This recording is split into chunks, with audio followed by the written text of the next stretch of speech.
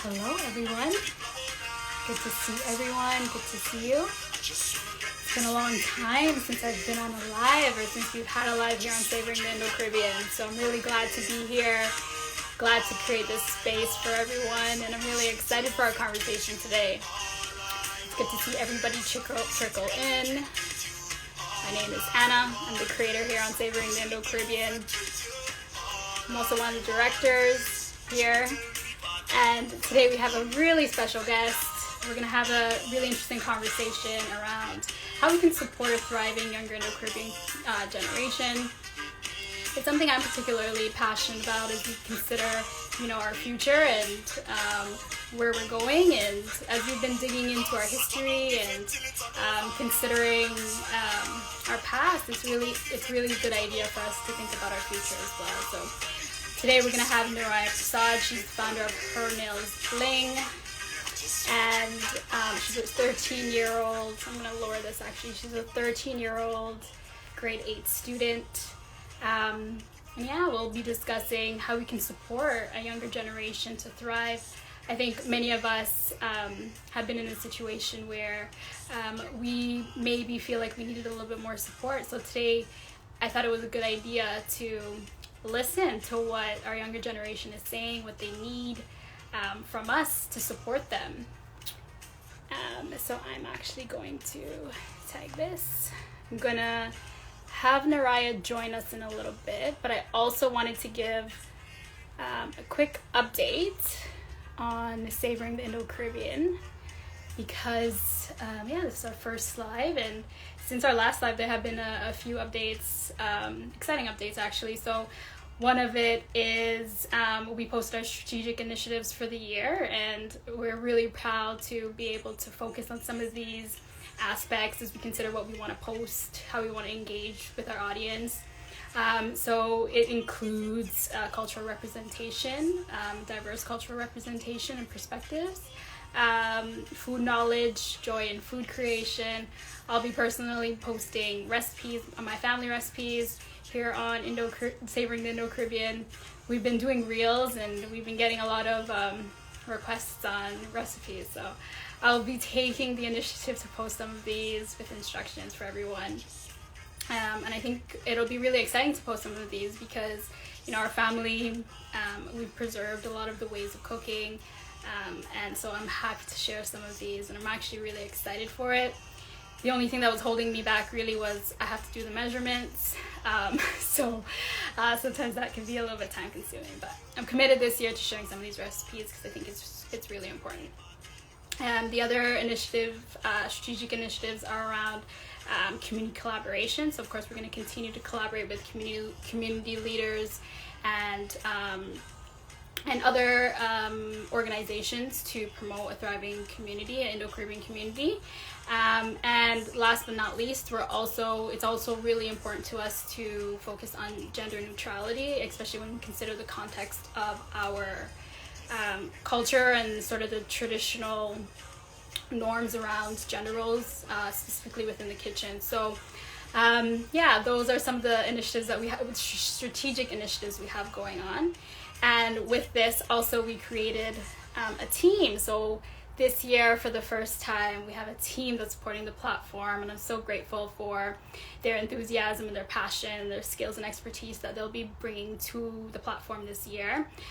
We have Devin, Jamil, Laura, and Savita. We started posting some of their bios on the feed already, so if you haven't, take a look at their bios. They're really amazing people, and I'm so fortunate to have them and to work with them and to see how it impacts the platform altogether. And then lastly, we also this year are trying content collaborators. So this is super exciting as well, where we've invited community leaders, platforms that we think will enrich some of the perspectives that we have and provide a space for us to create a community where we feel like we can thrive and be the best versions of ourselves and also connect with our culture. So We have Vinay from the Cutlass, which we're super excited about. He's going to be posting music translations for us and giving us some content related to music, food, and that intersection to help us connect with our culture. We also have Harane from Anugraha Yoga TT in Trinidad, and she's going to be sharing yogic philosophy with us and tools to help support our well-being holistically. And then lastly, we have Josh, who is from Unmasculinity and Healing in Color in Toronto, and he's going to be providing content for men, written by a man to men, to support a healthy relationship with masculinity and mental health for men. So we're really excited about all of this, and so that was like a mouthful. I think I've been talking too much, 7 minutes. But I just wanted to give a quick update for everyone, and sort of just get everyone up to speed with the platform and how things are going. I know many of you are highly engaged on the platform, so I thank you so much for that. But yeah, what else do I want to say before I add Naraya? The last thing is we're also celebrating and observing International Women's Day, which was a week ago, but of course we observe it. We observe International Women's Month all month, and hopefully every month and every day. But ICON, which is a community of organizations in Toronto, or in Canada I should say, we've come together to raise funds for Swaha Vijok Bhavan in Trinidad and Tobago. They provide a safe space and home and sanctuary for young girls who are a victim of abandonment, dysfunctional families, abuse. So if you have anything to spare, or you are in a position to do so, we'd very much appreciate the support, and all funds will be going to the organization and supporting their efforts. So I think that's it. 9 minutes. Okay, thank you for listening to me for all that time. But yeah, so today, for our first live for the year, we're going to have Naraya Persaud. She is a grade 8 student. She's also the founder of Her Nails Bling, which is quite impressive that she's created a little business for herself at the young age of 13. She's Indo-Caribbean with Guyanese heritage. She lives in Canada. And I'm gonna let her share a little bit more about herself too. So let me get her on. Let me find this. And I just wanna invite everyone to. Hi, Naraya. Hi. How are you? I'm doing well. How's it going? Lots of emotions right now. I just want to say congratulations on your first live for this year, and I'm really happy to be taking the place for that. I'm really happy to be the one that's doing the live with you for the first one. Oh, well, I'm really excited that you're the first one, and thank you so much for being here. The comments are scrolling on your head. I don't know if you can bring your camera a little bit closer and kind of tilt it down so I can see more of your Closer? Yeah, that's perfect. That's perfect. Right there? Yeah, kind of. Yeah, that's good. Perfect. The thing does not fall down. Okay. So I was just singing your praise a little bit about being the founder of Her Nails Bling and being a grade 8 student. I think we're all keen, especially our platform is primarily between the ages of 25 to 45. So a lot of us here are really keen on understanding and hearing about your experience as an Indo-Caribbean person. And so I'm really glad for you to be here. And I want to thank you right off the bat for committing this time to be with us today. I want to thank you for asking me to do it. Of course. So before we begin, why don't you tell us a little bit about yourself? Okay, well, as I said, my name is Naraya. As was said, my name is Naraya. I'm the founder of Her Nails Bling. Her Nails Bling is a press-on nail business, and I'm from Guyana. I'm born in Guyana. I'm from Reed and Hoop. And my favorite foods, because this is savoring, so why not bring that up? It has to be chicken curry and roti, because roti is better than rice when it comes to eating. I can't wait. I know how to cook roti, but I don't know how to cook chicken curry yet, but we're working on that. And I'm learning from Savoring. I really like Baigan Choka if I have to go vegetarian for the time, because like Holi's coming around, so vegetarian for that. So Baigan Choka is my go-to. And yeah, some hobbies of mine include I really like writing books. I really rather writing books than reading. I really like writing romance. I really like writing thriller. I really like writing realistic fiction and stuff like that. Yeah. Awesome. Well, it sounds like you're a really dynamic 13-year-old, and you know, many of us here are going to be in admiration of you, and to I hope that you know you can you can really see how how proud we are of you, and it's great for you to be here. So the first thing I want to ask of everyone, actually, before we begin, I want to create a safe space here for Naraya. And so if you see anything in the comments that is inappropriate, if we miss it, feel free to drop some emoticons or some comments to sort of let those comments scroll up or not distract Naraya. I just want to be really delicate about the space that we're creating for her. So before we begin, I just wanted to say that. Okay, so Naraya, we're all really interested, or at least I am, and I'm sure everyone else joining here is really interested in understanding your experience as an Indo-Caribbean woman. Just so we're clear, Naraya is sharing the perspective of being in Canada, living in Toronto. So that's her lived experience. And so tell us a little bit about, just to start off, what is your experience like being an Indo-Caribbean, being Guyanese here in Toronto? Okay, well, for me, my family been moving around the country, the province a lot. So I have been to 6 or 7 different schools in my life, and most of those schools, they're not the same. So there's not people coming from the same ethnic background or the same financial background. So every single school I went to, I always got an opportunity to get to know different people, and lots of people got the opportunity. I think some of my friends from different schools are in here too. They all know that we all got opportunities to learn about each other, and I learned lots of new things from that. For me, it was quite different. Because for everywhere I went, like I said, it was different than other places. There's people that have not met a Guyanese person before, or don't really understand, just learn what being a Guyanese person is, or being a West Indian, know what that meant, maybe not knowing about it a lot before. So there's people that learn about, I taught people about that when I got to meet them and stuff in the country. And there's people that I really got along with because we had lots of similarities, like all coming from like the South American or Caribbean islands. I have lots of Caribbean friends. Big up to you guys. So lots of different experiences, whether racism or feeling like family with others, or feeling different from others. So yeah, that's kind of what my experience is.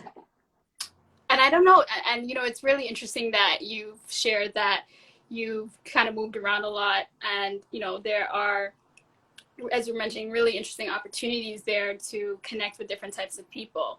Do you find yourself in those spaces where, you know, maybe you're the only Guyanese person? Like, what does that conversation look like when you're explaining to them Guyana, West Indian, Caribbean? What does that look like? So for some places that I've been where there's no one that they've ever met before, because that has happened like 2 to 3 times where they have never met someone from Indo-Caribbean or like a West Indian person. What I kind of did, because most of them that did not know what it is most likely visited a Caribbean island for vacation. So or Trinidad or something, I'd say it's kind of nearby to that, or the cultures are kind of similar to those from Jamaica or Trinidad, because lots of them been to Jamaica especially. So I'd like compare it to that, so we all could be able to make some sort of connections. And I'd like explain where it is, the music. Lots of schools that I've been to, for music class, I actually had this one where we had to talk about our favorite genre of music. and I had to do a slideshow, and I actually did mines on, I think it was artists. No, it was a genre of music, and I had to bring up artists and stuff. I actually did it. Oh no, I had to pick a song. I picked the song "Family" by Machel Montano. So everyone, yes, lots of people in my class, they really liked it. They really liked the beat. Lots of them were saying, "I never heard anything like this before. This is so cool," and I was really happy to give people a different experience. I am really happy to be the one that help people get to know about my culture a little bit more as I get to know about theirs. So that was really nice.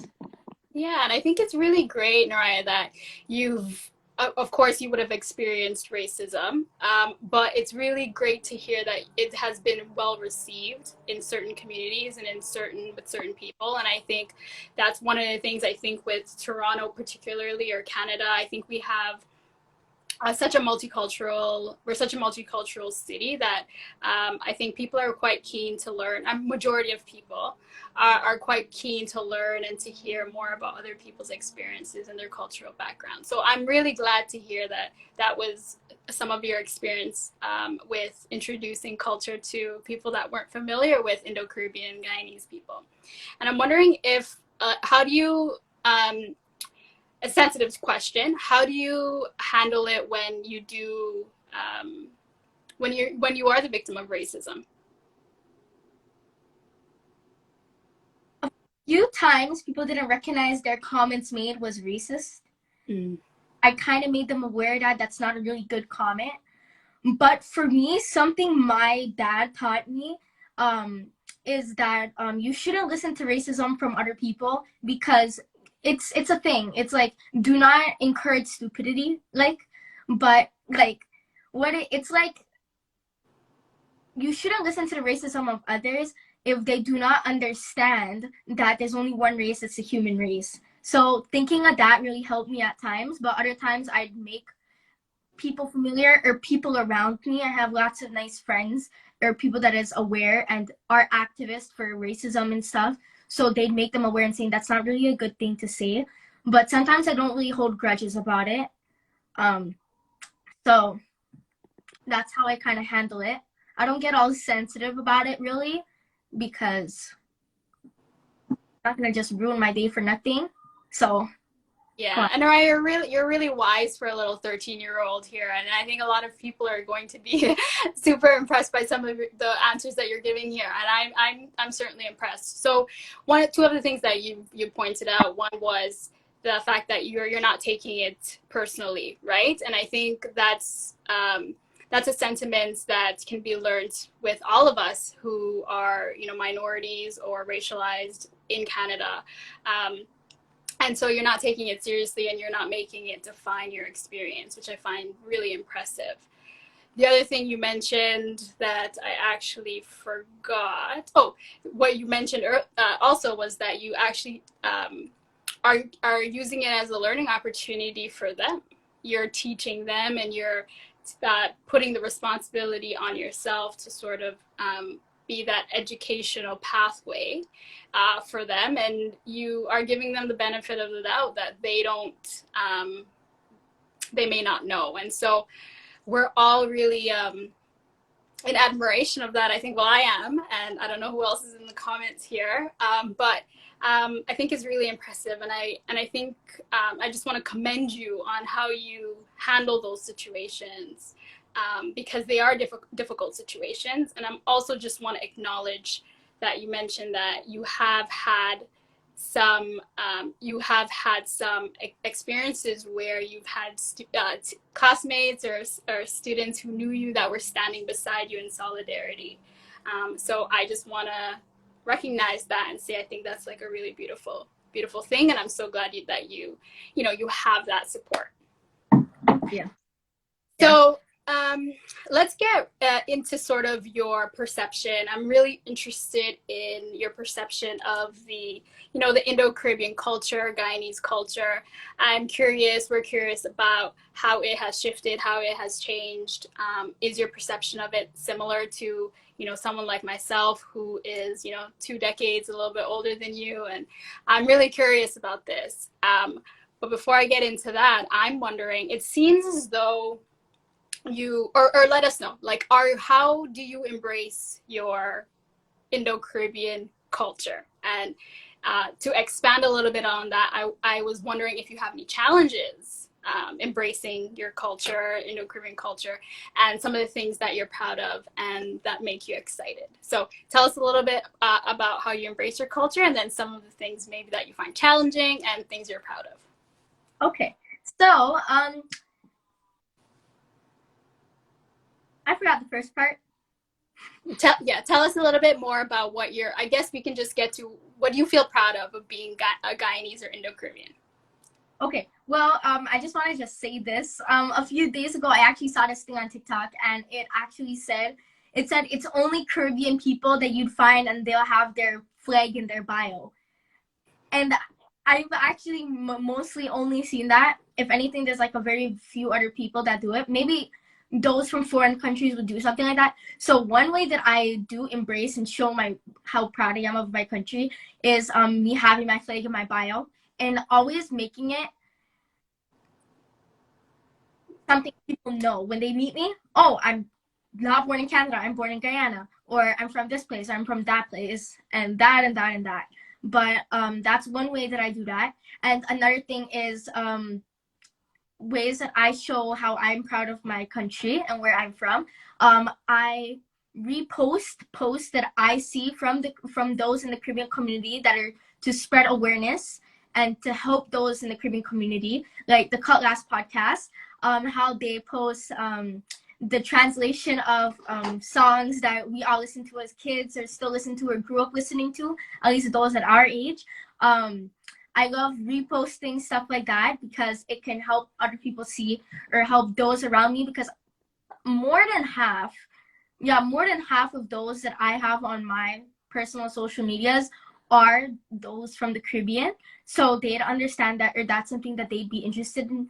Or if they're not already interested in, maybe it is something that they will be interested in. Like before I seen the Cutlass, I didn't know that that was a thing until I saw people reposting the Cutlass and the song lyrics and the translations. And those are kind of stuff that interests me. Like Brown Girl Diaries, everything like that.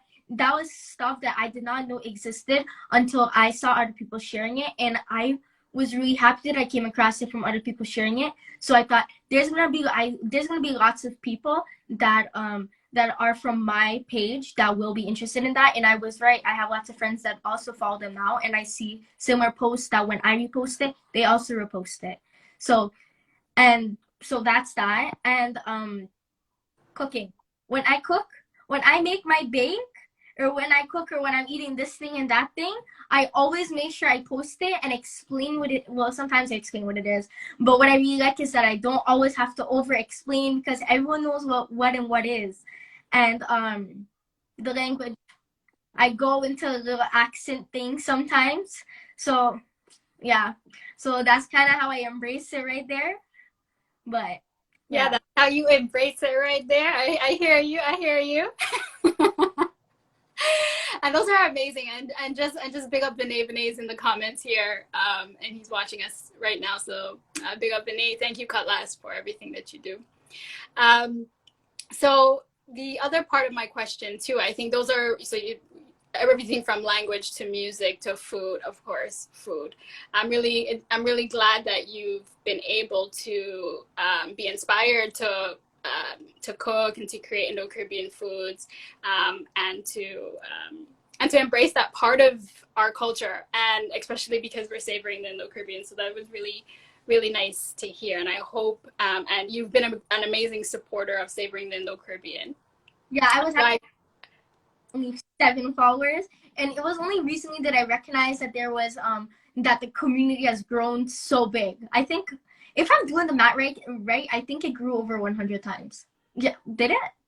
Well, I mean, it depends how you're calculating it, but yeah, we started like 10 months ago, and I don't really follow the numbers too tough, but I've been really impressed by how engaged people are.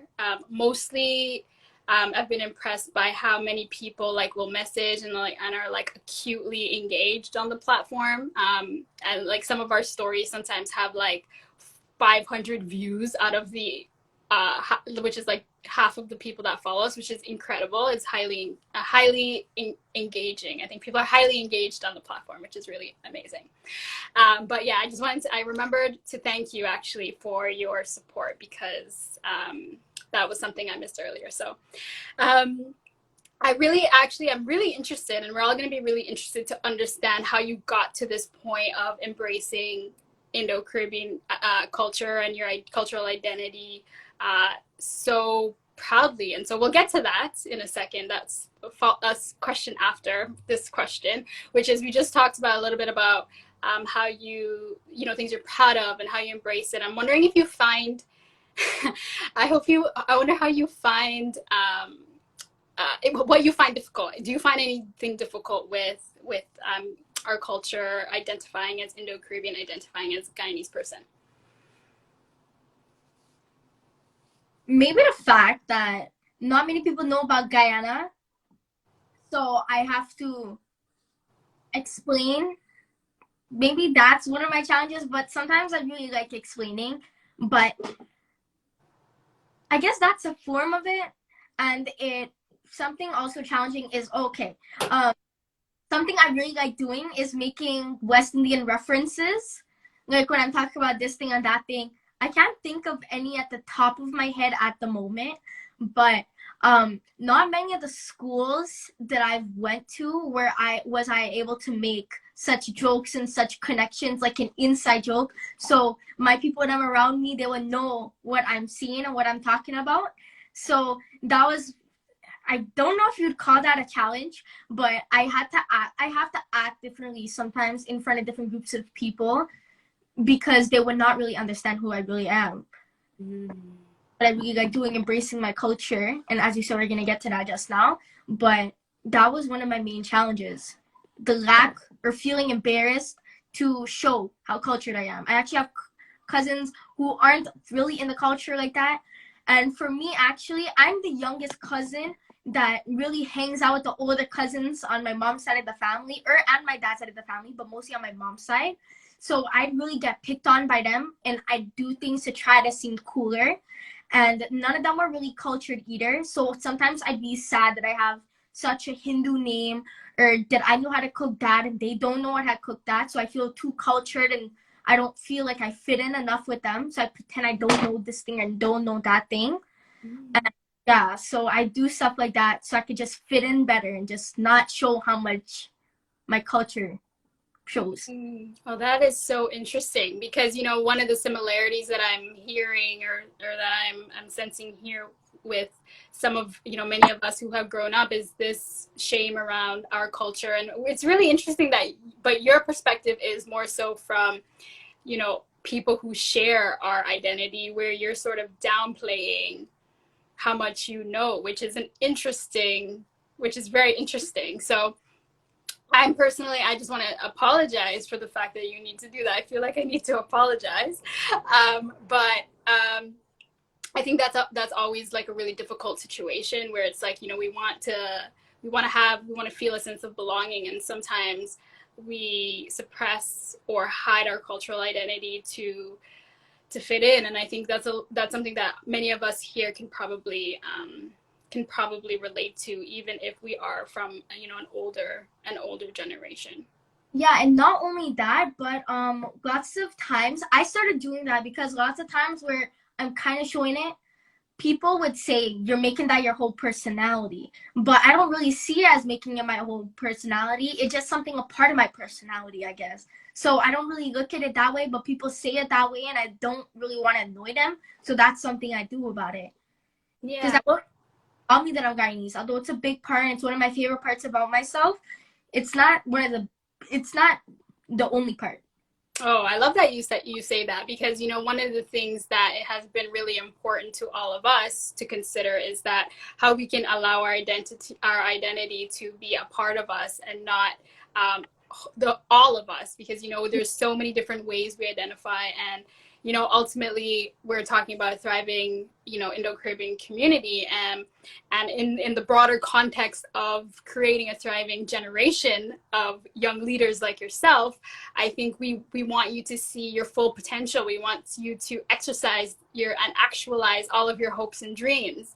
And sometimes that means seeing yourself as, you know, bigger and just more expansive than just our culture, and to that, just some of these identities that we hold near and dear. And, you know, being Guyanese is, like you're mentioning, is probably one of your most favorite identities. And so it's great to also hear that you understand this concept of the whole self, and, you know, you bring that to your everyday life. So again, I think we're all going to be, anybody watching this now, anybody that will watch it, I think we're all going to be quite impressed with your wisdom and your insight on some of these questions. The other thing I'm really interested, Naraya, to hear from you is I'm really curious, we're really curious about how identity and cultural identity is perceived by the younger generation. And I'm really curious to know, has it shifted? You know, there are certain maybe stereotypes, maybe cultural norms that we are familiar with. And I'm wondering, you know, 20 years later, is it different? How has it evolved?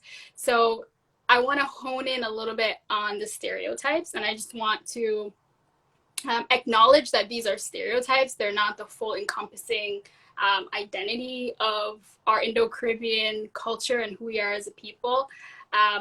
But we have all seen the memes, and we all, you know, we all know the thing, and it's like an underlying little joke that we have about some of these stereotypes. So I'm really curious from you to understand where you're at, or where your generation, and you can't speak for the whole generation, obviously, but where you're at in some of these stereotypes. So the first question I have for you is, what, from your perspective, is the typical or stereotypical male Indo-Caribbean identity? What does that look like for you, being a 13-year-old growing up in 2022? Well, there was this video that I watched one time. It was a Guyanese video based on these people in Guyana. It was like a skit video. It was kind of like an act. And oh my God, I forgot what it was called. I can't remember. I'll figure that out. But it was really portraying it very well in like a way that I understood it, and I was able to make connections with. Oh, top of my tongue, I can't even. But yeah. The typical stereotype, I think, is the same as it has always been, which is the guy just working, and the working could include, now it's DJing, mechanic, window maker. What else? I think that's it. That's like the three main: DJ, mechanic, window maker. That's oh my God, the window maker is killing me. How did that? Why? Your daddy is a glass maker? Is that where that came from? Yes, so yeah, and I didn't even know how come. I don't even get why that is coming. I actually only know one uncle. I only have one uncle, and he actually owns a window shop. That's like it. Can you imagine like that uncle's daughter or son, or however they identify, like getting somebody saying to them, "Oh, your daddy is a glass maker, move," and then they can say, "Yeah, actually, my dad is a glass maker." Actually told me, they're Pooja and Sundar. They actually told me that they've actually got asked that before, and it actually it was so funny. It was so funny, and like right now, seriously, your average high school guy from high school, he's a DJ. Oh my God. So Naraya, you know, a lot of us here are going to be watching this and we're like, oh my God, 20 years, 30 years later, we're still talking about DJs, mechanics. And for me, what's new now is this glass maker.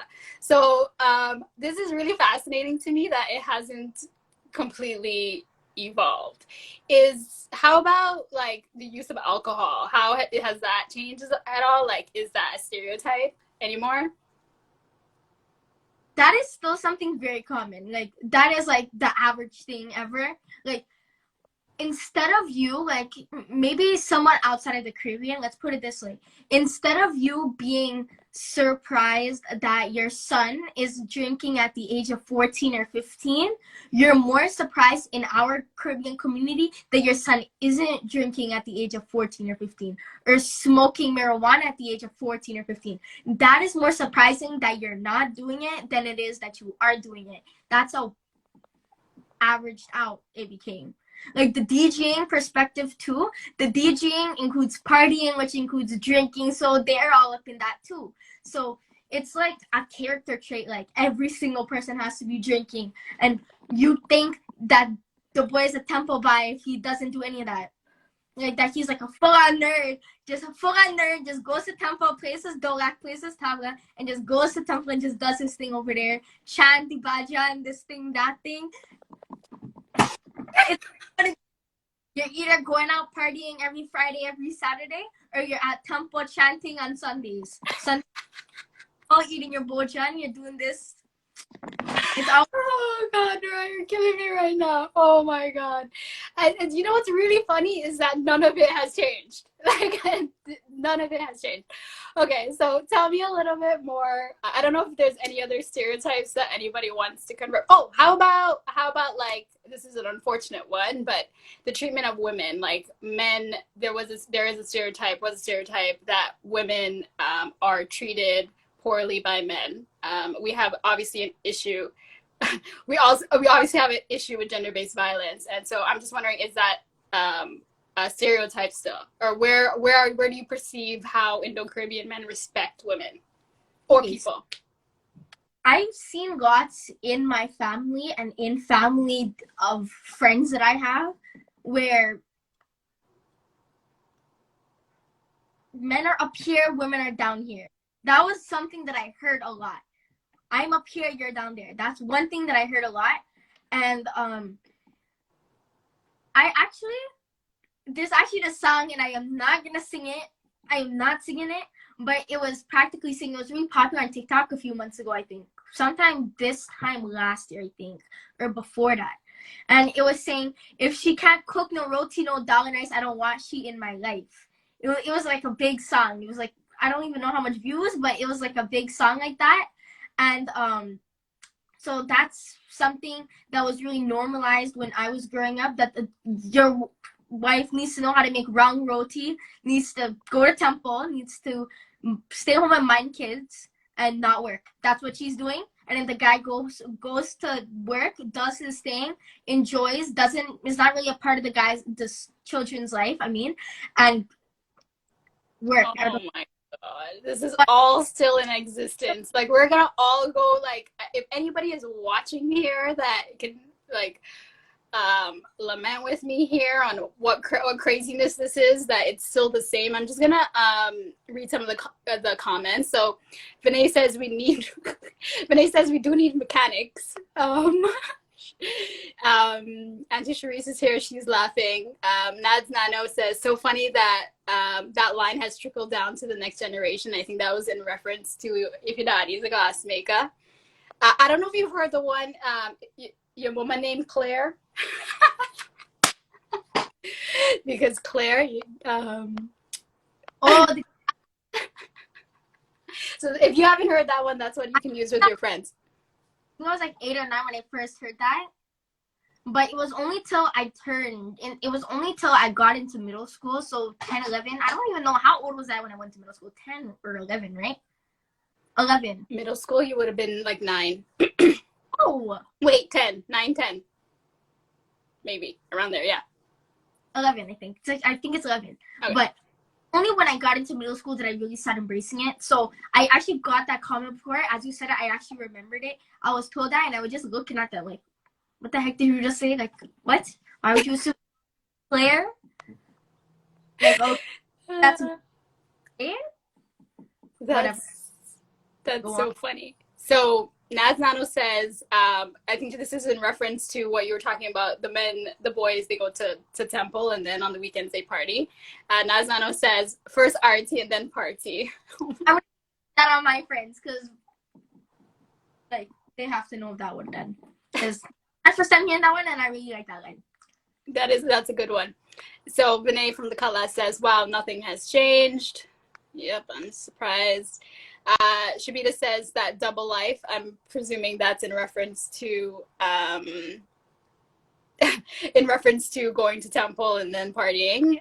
Ancestry Kitchen Mix-Up says we're changing the stereotype. We're queens, period. And so that's an interesting one. So I want to come to you about that. Savita is crying. Darius is laughing. Shabita is saying, I absolutely love your awareness, Naraya. Thank you for sharing so openly. I am learning so much. Oh, Shabita, thank you for being here. We appreciate that comment. Okay, so we talked about the men. Okay. Soaking up the fact that nothing has changed. Okay.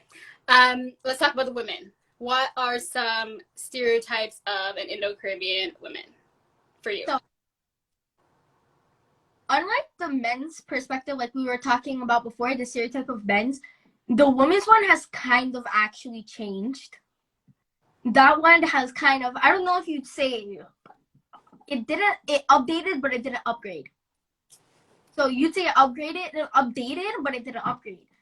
So your local girl, like my age, I have friends that went for their birthday to Guyana, went popped at a bar every single day. So that's something very common now. Women drinking at young ages, like my age, and but going to temples sometimes. There's this common saying now that the temple gal is the how do I say this?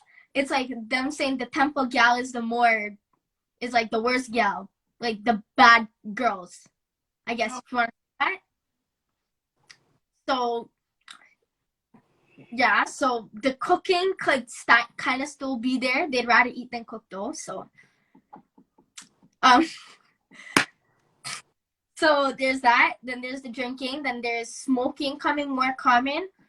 Most girls our age, period, but especially in the Korean community, just because like their cousins and their uncles are doing it, that's something more normalized. So I guess that kind of changed. Not many of them really care to clean up, so it's not really all these stereotypes for women that we have, like that we grew up around, seeing our mothers and our grandmothers, nannies, ajis living by, or that's not really seen anymore, or a way that their children are raising them to be. Like for me, I'm kind of a mix of both, if you want to say that. Like I kind of fit the thing of the newer kuligyao, like now, but my parents are also raising me to be more like the old fashioned, how they grew up. That's why like I do lots of cleaning. I know my way around the house when it comes to maintaining it and cleaning it. I help take care of my brothers, so I know how to babysit and stuff. Actually helped with that when they were younger. I remember this one time my mom was bathing my little brother, and I just felt like it. So I went, poured the formula inside the bottle, and just had the bottle ready, shaken up, warmed up, and everything for when he's done bathing. Well, it sounds like you had a lot of responsibility. So I hope I hope that for your own, as advice for you, that you are taking the time to take care of yourself, because I think traditionally, women were not very good at taking care of themselves. And so we talked a little bit about some of these stereotypes, and I just want to say that there are many things that we're discussing that I think many of us are hoping that cycles will be broken, actually around alcohol, substance abuse, aggression, and I don't think that it should be a norm that women should have to cook and clean and bear the responsibilities of housemaking. So it's unfortunate that, I mean, in a way we've sort of like broken that. It seems like we're like broken that stereotype that that's all they do, but for some reason it's gotten into like women are drinking. There's this meme that's around that is like the women now, they don't cook like their mothers, but they drink like their fathers. Yeah, I seen that. But there's this also one that says when the gal could do both, then they're even better. So whatever. Oh, okay. Well, I mean, I guess I just want to put like a really big aspect. I don't know if you want to set your camera down properly. I'll give you some time to do that. Um, I think for many of us, as I'm listening to you speak, I think it's really important for all of us as we consider how we're creating a thriving younger generation is how do we support you in seeing some of a broader sense of identity, a broader sense of what it means to be Indo-Caribbean. I think the last thing we want is for your generation to see this as the standard or all capable of. So I just want to say to you right now, and if there's anybody watching who's younger, that some of these stereotypes, they exist. They've been passed down through various ways.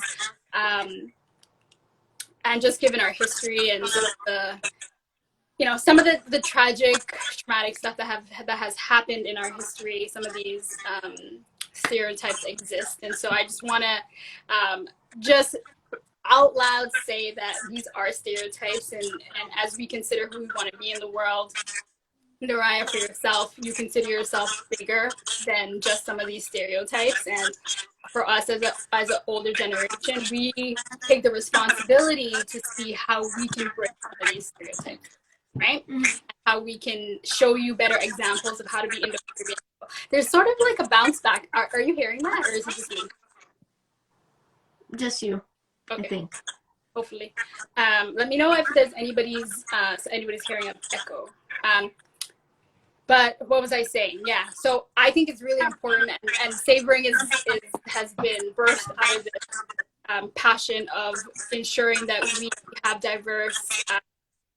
we have diverse showcase of what it could mean to be in the Caribbean beyond what they said. There's an echo. No. Beyond what some of these stereotypes are. So I guess to transition into some of this part of our interview, I think we're really impressed. Yeah, there is a bit of an echo. Naraya, do you want to see if let me see. Echo? Can you hear me? Okay, I think that's it. It ended, right? Can you speak? Let me see if I can hear you. Hola. Okay, perfect. I don't know what happened. Okay. So you seem to have embraced your identity in a very passionate way. You seem proud. You seem to be knowledgeable. You are engaged. You follow the Cutlass. You follow Brown Gal Diary, which are amazing platforms. You follow Savoring, and you're clearly very enthusiastic about learning about your culture and where you come from, and your Indo-Caribbean heritage and ancestry. So tell us a little bit about how this came to be. How did you become so proud? Is there a community that kind of encourages you to embrace your identity? That's a very tough one right there. So let's just say it all started in Temple. Like I said, I'm the youngest cousin that hangs out the older cousins because I'm too old to be hanging out with the little cousins. But so I'm like in their age group, but I'm the youngest one there, just by a year. But I'm still picked on because of it. And I grew up on my dad's side, at least. Lots of my cousins were in Temple, and I'd go with them to Temple sometimes. I remember when my youngest brother was being born, I had to sleep over by my chacha's house, and we went to Temple there. We went to Temple there with my cousins, my two girl cousins, Chulisa and Dia. We all went to Temple, and I really liked the fact that I kind of copied her. So I would kind of just sit down and do what she's doing when the pundit is doing this thing and doing that thing. It was her that I think that I learned to do RT properly, with the flower around and the clockwise, not counterclockwise. And I never messed it up. And I was able to teach that to my brothers. So that kind of started there. So that started with me embracing in Temple. And not many of my cousins really like the culture and involved in it, especially with my little brothers and stuff. They hate it. They hate the music. They hate this thing. They hate that thing. But I really don't really know. But I really feel that just growing up around it, parties all the time. We actually, at a good period of time, we had a party at our house every Saturday. And we had like a whole bar at our house and everything. We had like these whole speakers set up. So there was lots of music that I was surrounded myself with. And I really liked it. So I have a whole playlist with only people. I have friends with like 2,000 songs on their playlist. So I guess this is a little bit, but I don't know. I have a playlist with like 120 songs, and all of them range from dancehall to chutney to Afrobeat, and then more off topic. But so that kind of happened because of parties and stuff that I went to, and my friends. I have lots of Jamaican friends, St. Vincent, Trinidad. Big up to you guys. So all that range from there. And one thing that I would also like to share, because I grew up around older chutney music, I don't like the newer ones. I don't really like Tony Cut songs too much like everyone. I don't really like Ravi B too much. I don't like the remakes of these old ones. Like, what is it? Like, there's so many of them. There's this one that is a 4-wheel van or 4-wheel car or something like that, very popular on TikTok. I don't even know what that's about. But I know I heard my dad playing this old school chutney mix, and it was a song, and it sounded just like that, the same rhythm and everything. I said, oh, so that's a copy of this too? And I don't really like newer chutney songs because of the older ones, because older is better, like Rakesh Yankaran, Anand Yankaran, Sundar Popo, all of them. So that's that too. And I also felt very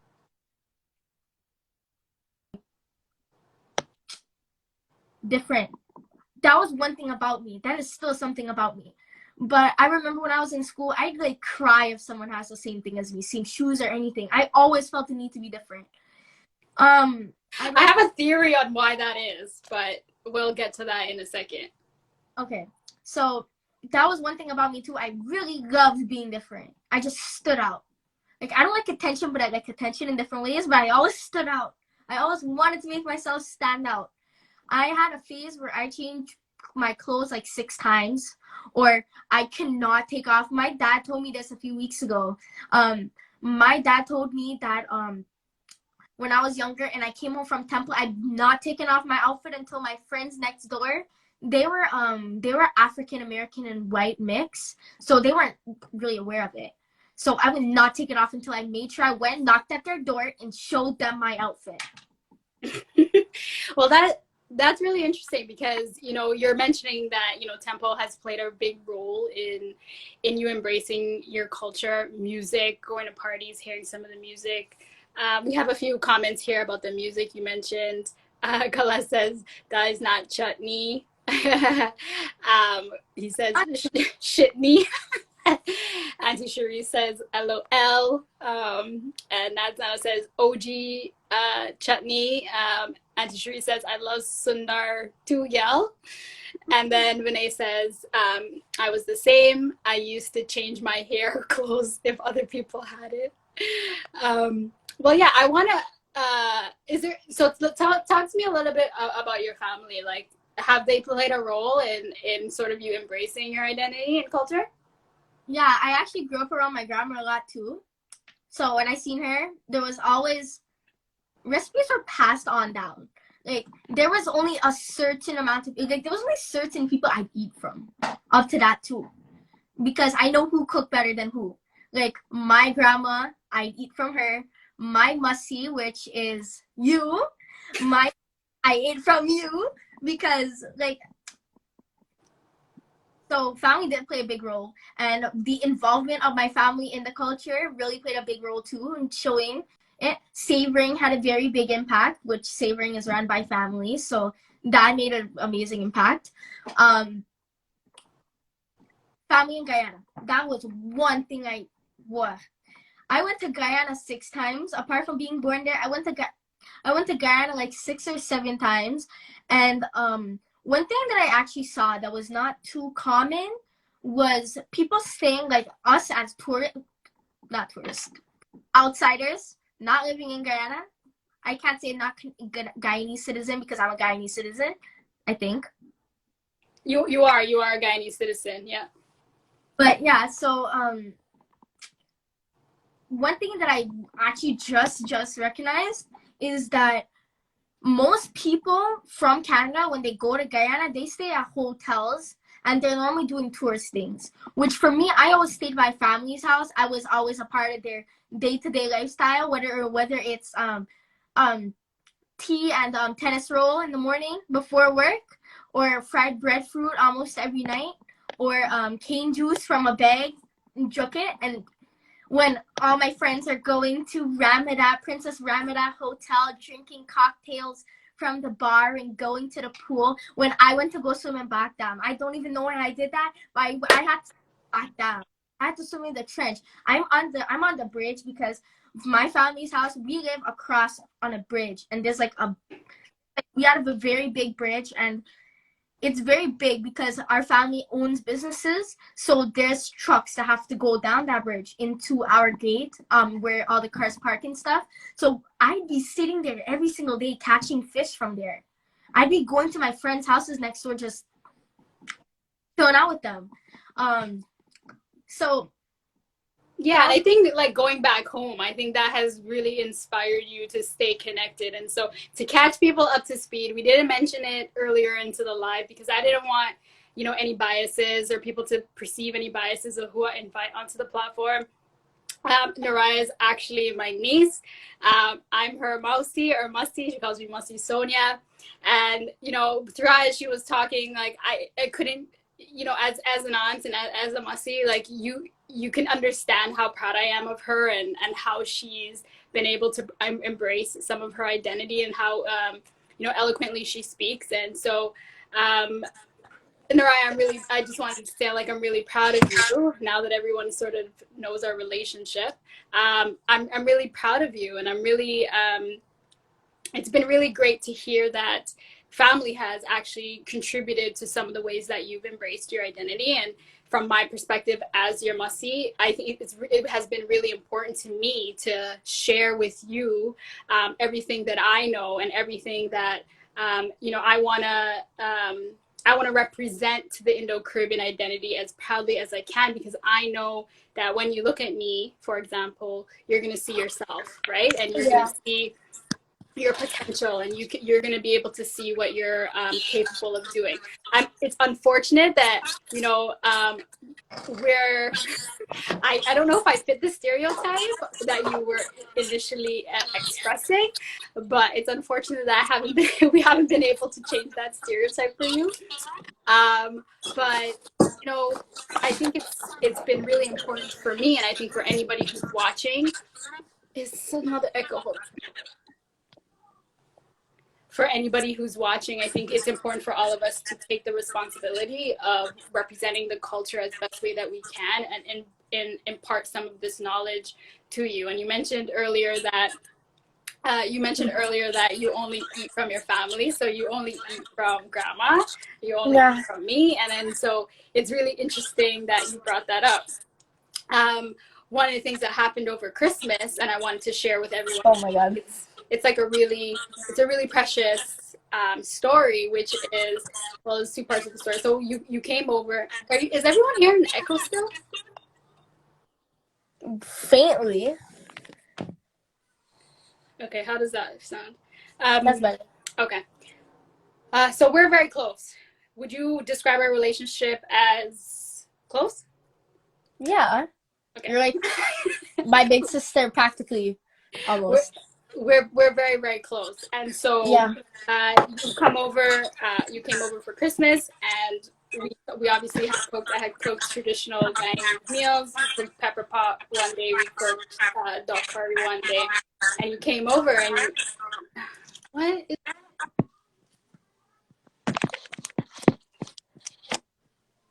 Can you hear me? Yeah, you're good. When you came over, you kind of heard, you're like, oh, you cooked duck curry? Like, it wasn't goat. No, it was duck. I don't eat goat, so I definitely didn't eat goat. Okay.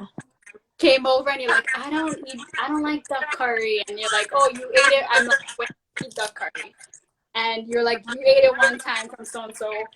We won't mention any names. And I gave you a rule. I said, you're not allowed to say you don't like anything unless what? Unless it is cooked from Mussy, Sonia, or Grandma. Or Grandpa. Grandpa, right. Yeah, you notice how my mom is not included in this? I'm not doing this right now. Jesus.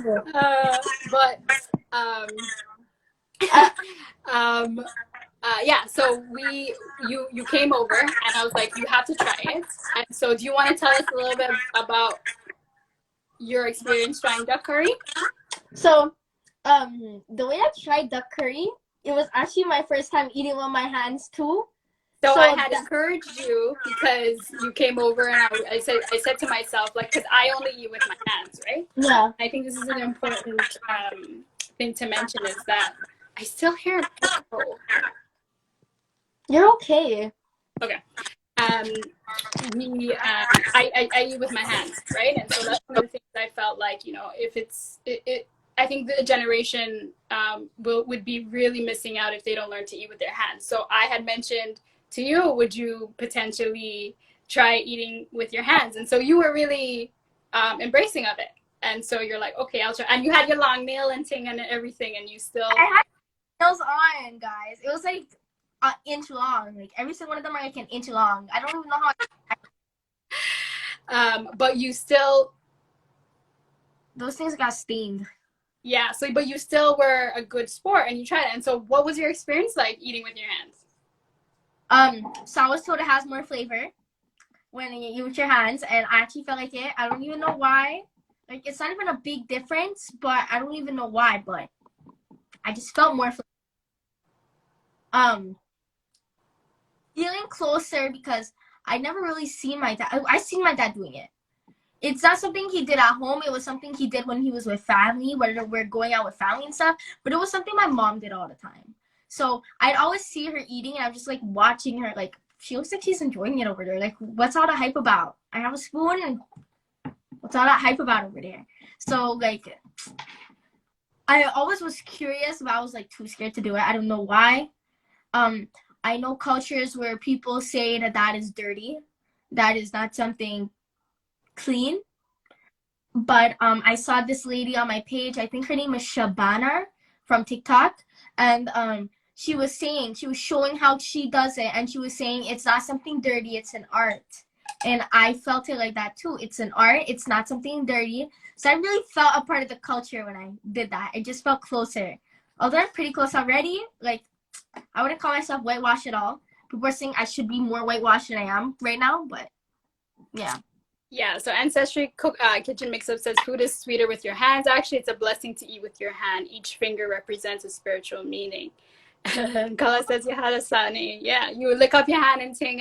I was watching you, and I was really proud of you when I was watching you eat with your hands. You know, and similarly to eating, like I'm sure you know when you're eating food, you smell it first, and you actually start your digestive process through smelling the food first.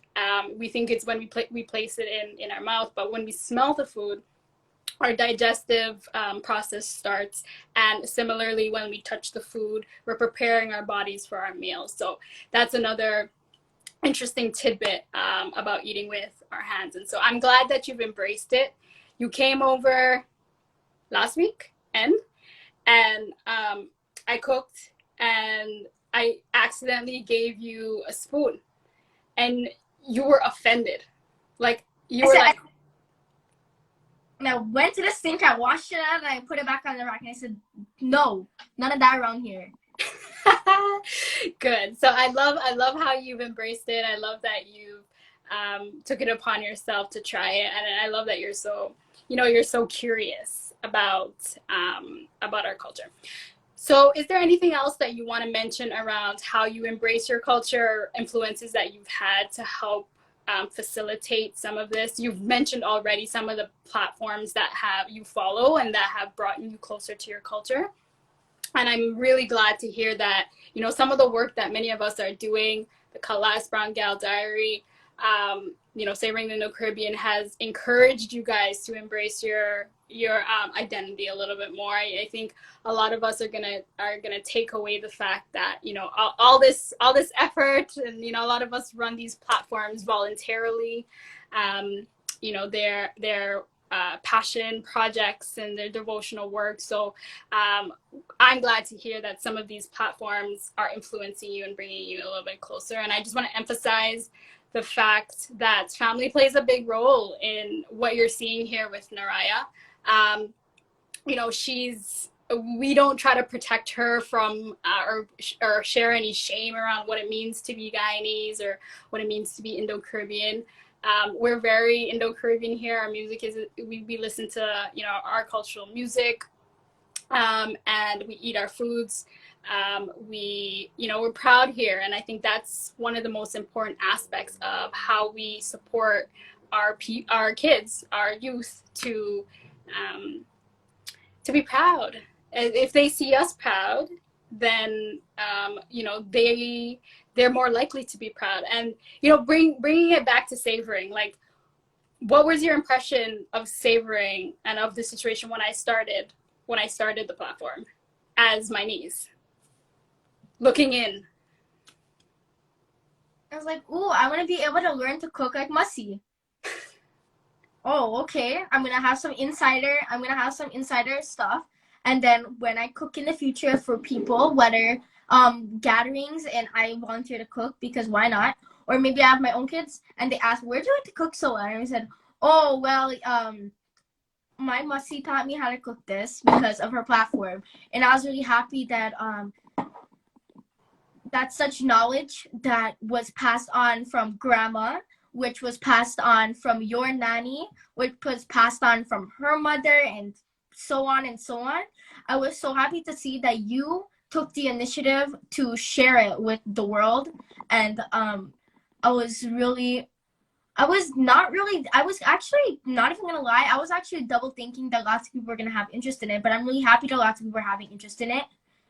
I didn't think lots of people will. I didn't think it was something lots of people cared about. I'm like, who would really care about this? But now I'm seeing how big everything has grown. And now I've seen, as I said, lots of other platforms that I've discovered that. So that, I don't know. That sentiment that you just said resonated with me too. Like, who would care? That's what I was thinking too when I started. But you do it anyways, and you see where it goes. And I'm so glad that you have been a part of this journey with me, and you've been supporting Savoring for a long time. And so, I'm really glad that it is influencing you, and we're able to provide a space for you to learn, and for your generation to thrive and to embrace their culture. So with that being said, we're at 9:09, but I have two last questions for you. And by the way, thank you for those words, Naraya. Thank you. I really appreciate that. I just want to call you babe. But so for the adults watching, right? If anybody who's going to be watching this, again, I mentioned the platform is between 25 to 35, even up to 45. So we have our demographic is older. So what I'm really interested in doing is hearing your perspective and hearing your experience about culture and how we can support you. I think one of the things that adults do sometimes that do us a disservice in how we can support you properly is not asking the question about how we can support you and thinking that we know the answers. So one of the things I want to know from you is, what can we do as a older generation to support a younger generation to embrace their culture, be proud of it, and to really embrace their Indo-Caribbean identity? Okay, well, something my mom really did was something I really liked and really appreciated, which not many people do. She'd have me in the kitchen with her and she'd explain what is what. That's how I kind of got familiar with what a tawa is and what curry. Yeah, curry, tawa, the meaning of it. what it means. Belna. So using the words. So using the words and just having me familiar with what, like, not saying rolling pin, or I don't even know what a towel is in proper language. So we're not even gonna go on to that.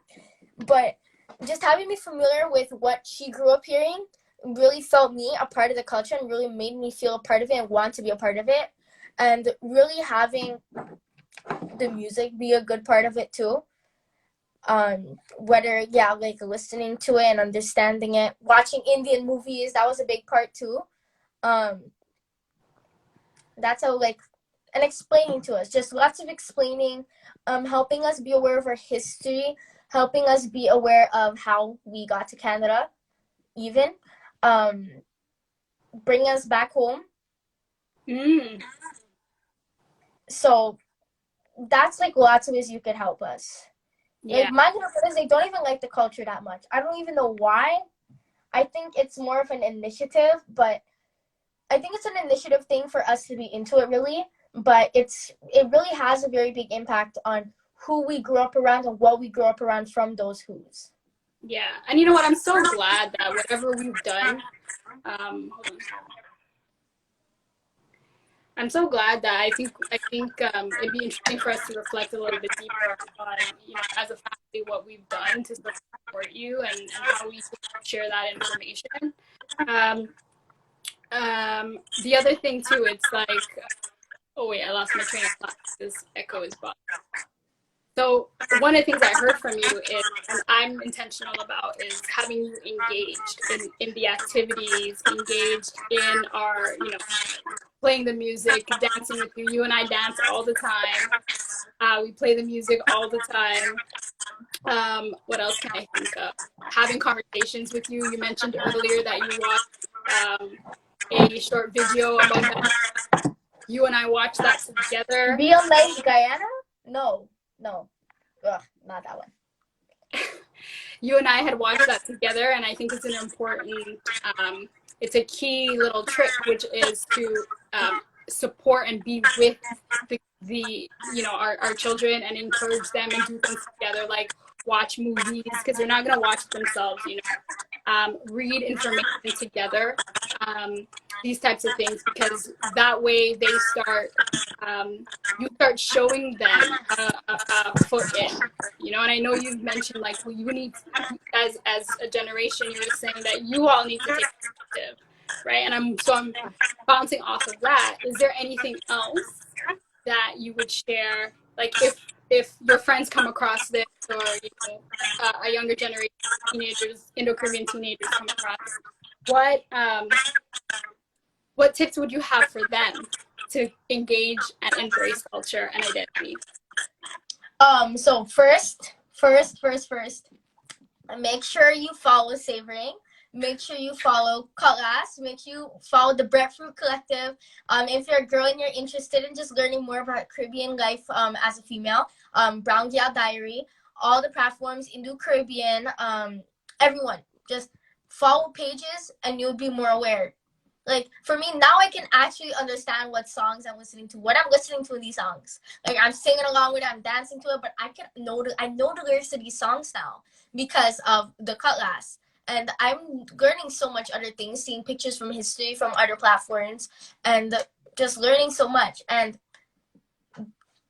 yeah, and when you see your parents in the kitchen, or maybe you go out, there's lots of outdoor cookouts, a part of our culture.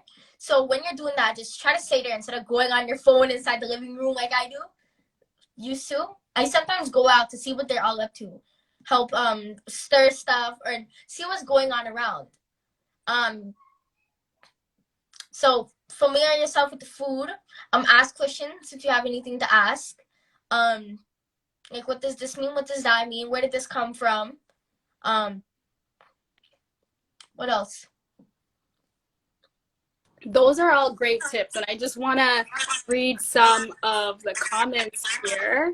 I'm gonna go up. Sorry, guys, I lost something.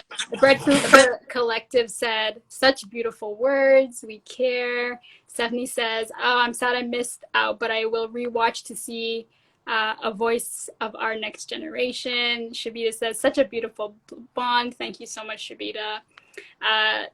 Vinay says, we're old. The Breadfruit Collective says, I used to be part of the younger generation. Oh my God. I just love this intergenerational work. Yeah, and, you know, that's one of the reasons why I wanted to bring her on as well, is to have an intergenerational feel onto the platform. Shabita said, great question. I'm taking notes. I think that was in reference to me asking how adults can support you. Vinay, of course, drops some facts for us, and he says Tawa is baking stone, which makes a lot of sense. Naturally. The Breadfruit Collective said, you know me. Christine, of course, she knows you. She knows everything that I know. And, you know, I adore you, so of course she knows you. But yeah, so I think those were all really great, really, really great tips.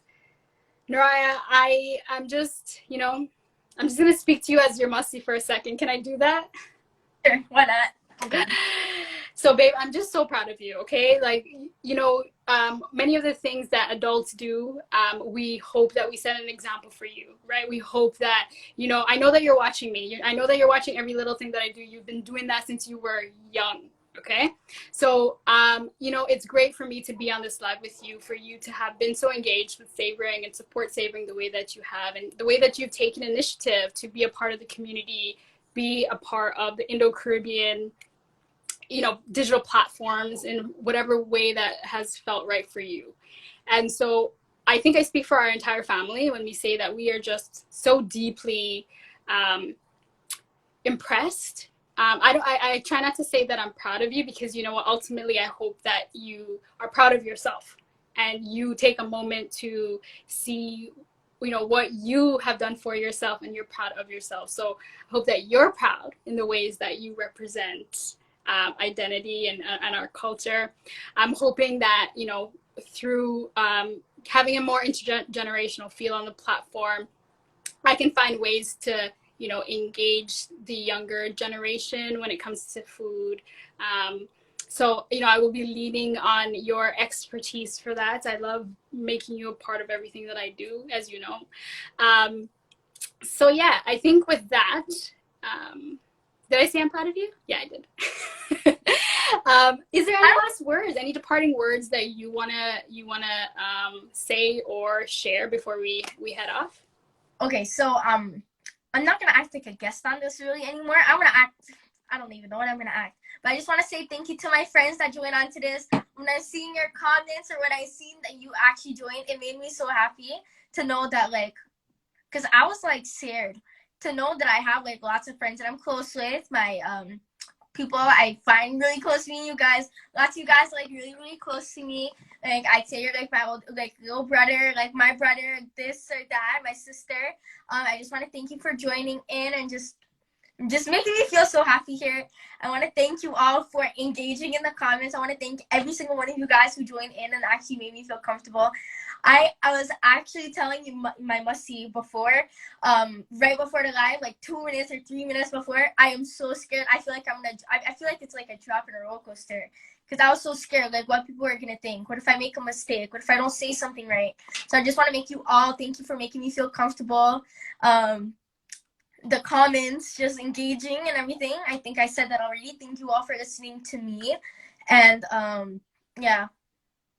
Yes, and I just want to say thank you to some of the people that we know that have joined us tonight. So Savita is here. She's a director on Savoring the Indo-Caribbean, and I'm so glad that she will now be a part of Savoring the Indo-Caribbean. So she's here. Savita, thank you so much for being here.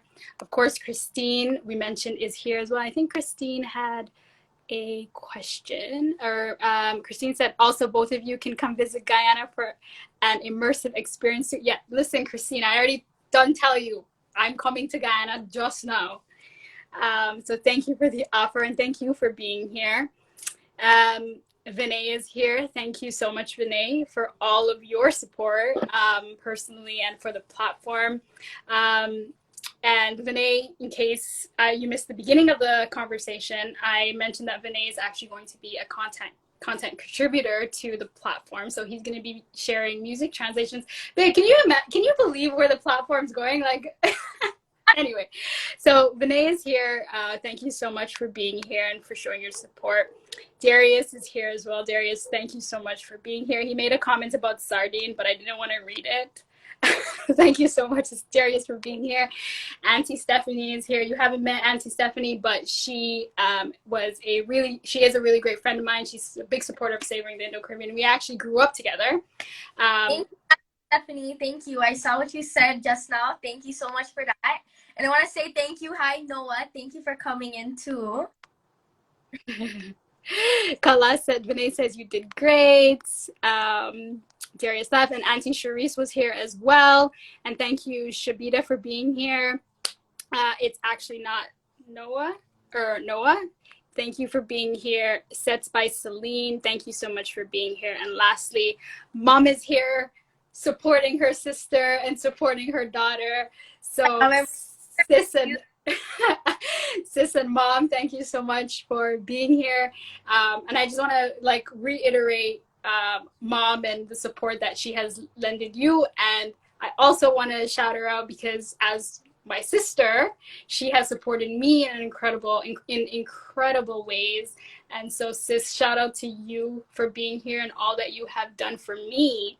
And you all were part of the first people that I told that I was doing Savoring. So you guys have been so encouraging and so supportive on this platform. So I think I'm done rambling. Christine says, I love this. Yes. Thank you, Christine, for being here. Thank you all so much for joining. Naraya, anything else? Thank you. Big up to every one of you. Big up to every single one of you guys. Continue doing what you're doing. I hope this was really informative. Don't forget to stay tuned for more live videos from my must-see. Don't forget to follow Savoring. Don't forget to do everything. One of these. I don't know. I just got overhyped right there, but bear with me. I love it. I love it. And the last imparting message for the adults here in the chat, who will watch this. I think it's a really important responsibility that we have to represent the culture and show a healthy relationship to our culture, and to lead by example in how we embrace our Indo-Caribbean identity, our culture, and how we are proud of it. Because ultimately, I think that plays a huge role, and it's a responsibility that I personally take on. So that's one of the last parting words that I would say. And so with that being said, thank you all. Yes, this live will be saved. So with that being said, thank you all so much.